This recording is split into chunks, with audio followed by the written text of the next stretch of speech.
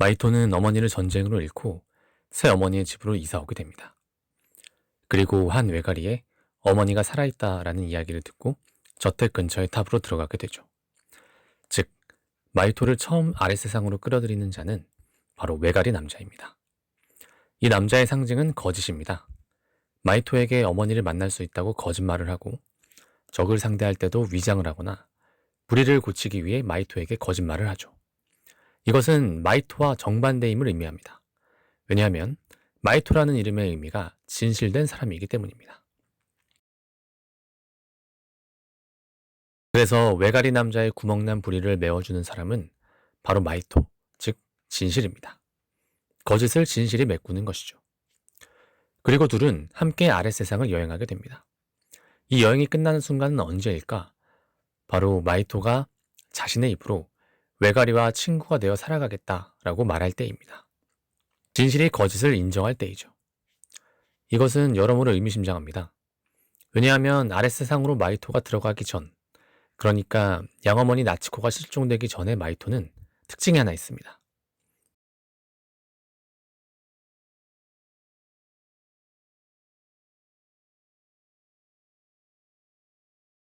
바로 친구가 없다는 것이죠.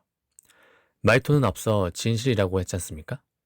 그리고 친구는 여러 가지 의미가 있지만 그 중에서도 대등한 존재를 의미하죠. 즉, 작중에서의 진실은 자신을 추종하거나 보호하려는 자만 있을 뿐 자신과 대등한 자가 없는 것입니다.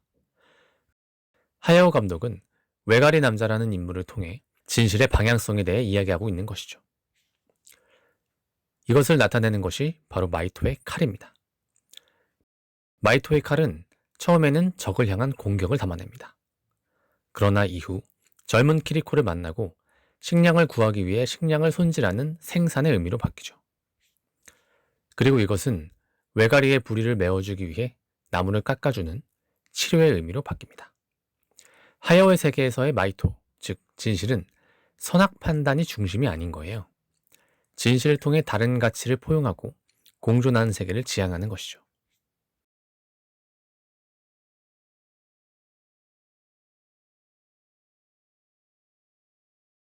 마이토의 여정이 펼쳐지는 주무대인 이 아랫세상은 여러 가지 특징을 갖고 있습니다.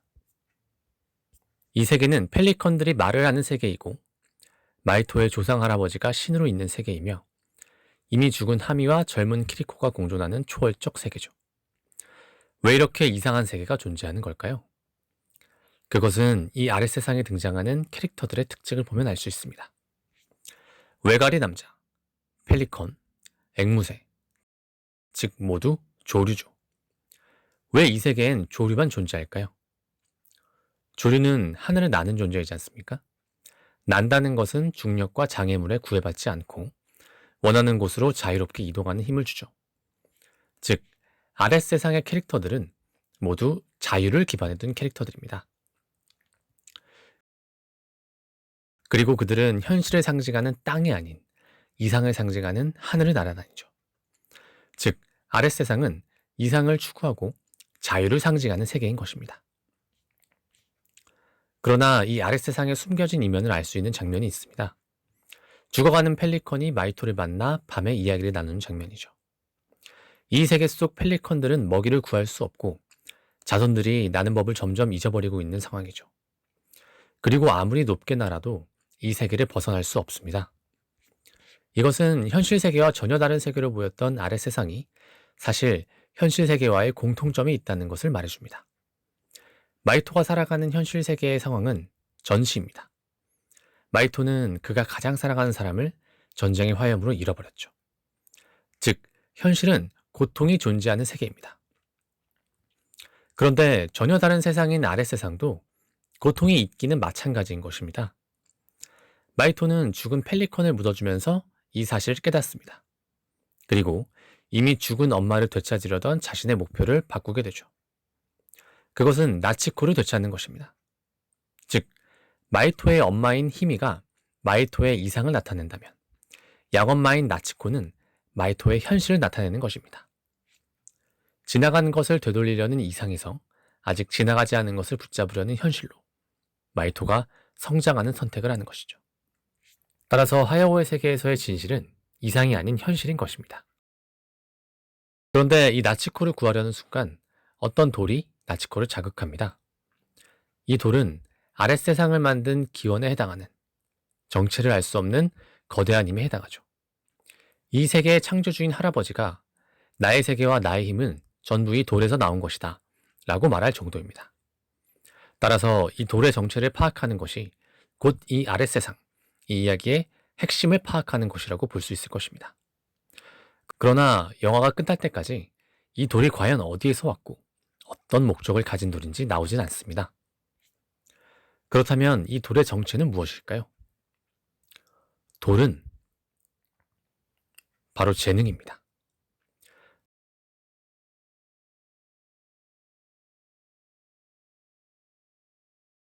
어디서 왔는지 알 수 없지만 우리가 태어나면서부터 갖고 있는 힘.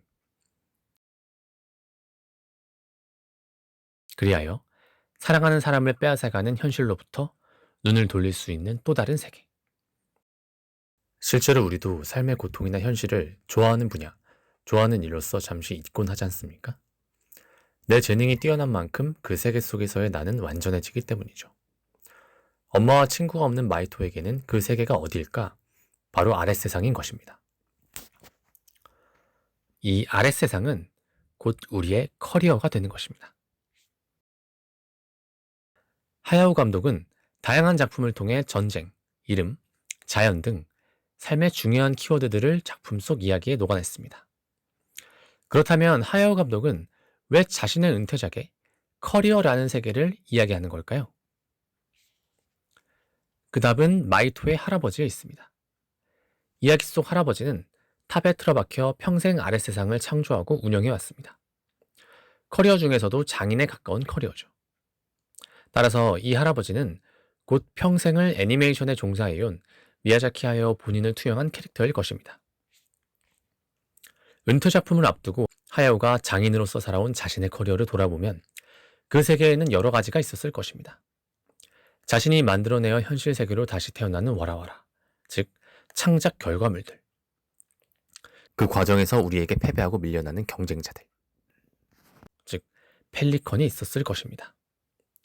와라와라들을 순순히 내보내고 싶지 않았을 것입니다. 그리고 자신의 의도와는 다르게 자신을 추종하는 광진도에 가까운 팬들도 있었을 것입니다. 작품을 특정한 한쪽으로만 보려 한다든지 성역으로 만들기 위해 진실, 즉 마이토를 죽이려고 하는 앵무새들 말이죠. 그래서 할아버지는 결국 자신이 평생 쌓아올린 세계를 추종자들에 의해 멸망시키게 되는 것이죠. 따라서 하야오는 창작자로서 걸어온 자신의 세계를 재국화하고 무조건적인 추앙받기를 원하는 것이 아님을 알 수 있습니다. 오히려 그 세계의 후계자를 직접 고르지 못한 채 무너져 내리는 모습을 할아버지를 통해 보여주죠. 하야오는 한 명의 인간이 평생을 바쳐 장인 정신을 일구어낸 하나의 세계 또한 굶주림과 고통, 폭력이 존재한다는 것을 이야기하는 것입니다. 결국 우리의 삶을 이루는 커리어, 일조차 그 자체로 완전하진 않다는 것이죠. 그것을 평생을 바친 한 분야의 대가가 마지막 작품을 통해 말하고 있는 것입니다. 그보다 더 중요한 것이 있다는 것을 말하듯 말이죠.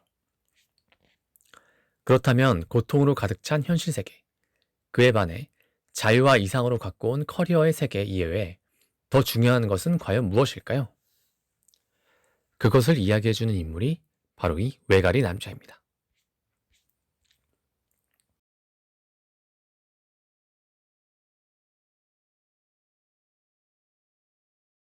결국 마이토는 커리어의 세계에서 소통을 단절하고 주인으로 군림했던 할아버지와는 달리 현실 세계를 택합니다. 그리고 현실을 상징하는 나치코를 구하고 모험을 마치죠. 이때 외가리 남자가 이렇게 말합니다. 마이토, 저쪽에서 있었던 일을 기억해? 당연하지. 그럼 안 돼. 잊어버려. 왜? 보통은 다들 잊어버리거든. 그리고 다시 완전한 외가리로 변신한 후 잘 있어 친구 라며 자취를 감추죠.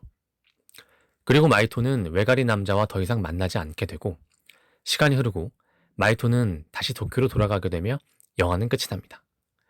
이 외가리 남자의 이야기는 다소 의아하게 느껴집니다. 아랫세상에서의 여정은 마이토를 성장시킨 귀중한 경험이지 않습니까? 그런데 외가리 남자는 왜 이 사실을 잊어버리라고 할까요? 아랫세상은 사랑이 없기 때문입니다. 젊은 키리코도 가족 없이 혼자이며 히미와 마이토는 혈연이지만 이 세계의 잠시 온 손님이고 외가리 남자와 할아버지는 주종 관계에 해당하죠. 아랫세상은 자유와 이상의 세계지 않습니까? 키리코도 젊은 시절로 돌아갈 수 있고 죽은 히미도 자신을 죽인 불을 다루는 힘을 자유자재로 다루는 존재로 다시 태어나는 불가능이 없는 전능한 세계이죠. 반면 마이토의 현실 세계는 전쟁과 폭력이 가득하지만 마이토를 생각하는 히미와 나치코의 사랑이 존재하는 세계입니다. 그래서 1년간 실종되었던 히미는 돌아오자마자 기억을 잊은 것입니다. 가족이, 사랑이 이미 있었기 때문이죠. 반대로 아직 마이토가 그 세계를 기억하는 것은 되찾은 나치코와 태어날 아기에 대한 사랑이 아직은 형성 중이라는 것을 의미합니다. 그리고 시간의 흐름에 따라 그 기억은 현 세계에서의 사랑으로 잊혀지게 되는 것이죠. 따라서 하야오의 세계에서는 전능함과 사랑은 양립할 수 없는 거예요. 둘 중 하나는 잊어야 하는 것입니다. 우리가 사는 현실의 세계도 마찬가지지 않습니까? 우리가 사는 현실 세계에서도 이 전능함이 있죠. 바로 돈입니다. 돈만 있으면 뭐든지 가능한 일들이 일어나고 있죠. 그리고 그 돈은 바로 커리어에서 나타납니다. 성공한 직업, 안정적인 직장. 커리어는 돈, 즉 전능함을 약속하죠. 그리고 그것이 한 인간을 나타내는 가치가 됩니다. 하야오가 은퇴작으로 만든 이 이야기는 가장 마지막으로 경계해야 할 가치를 다름 아닌 이 전능함으로 보는 것입니다. 왜냐하면 그것은 사랑과 양립할 수 없기 때문이죠. 왜 양립할 수 없을까? 화염 속에 죽는 운명을 다시 반복할 히미의 마음, 외가리 남자의 불의를 고쳐주는 마이토의 마음은 돈의 세계에서는 절대 그냥 일어날 수 없기 때문이죠. 마이토의 할아버지가 말했듯 현실은 누구에게나 쉽지 않은 곳입니다. 그래서 우리를 숨돌리게 해줄 각자만의 세계가 있죠. 재능으로 빚어내는 각자만의 이상적인 세계. 그러나 그 세계조차 완전하지는 않습니다. 하야오의 세계에서 우리에게 필요한 것은 재능을 발견하여 그 세계로 도피하는 것이 아닌, 타인의 전능함을 찬양하는 것이 아닌 현실 속 서로인 것입니다.